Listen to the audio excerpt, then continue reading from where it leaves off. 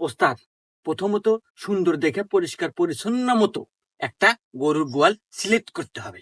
এই দাঁড়া, গরু গোয়াল তো পাছি, আগে দেখ গরু আছে নাকি। ওকে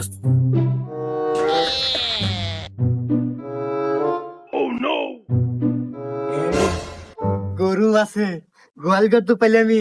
এখন দেখ তারপর কি আছে।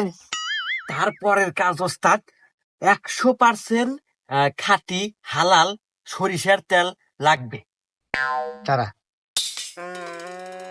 এই যে খাঁটি সরিষার তেল নিয়ে আসি। হ্যাঁ, তারপর তারপর তারপর হচ্ছে এটা পরিপূর্ণভাবে সারা শরীরে ভালোভাবে মালিশ করতে হবে।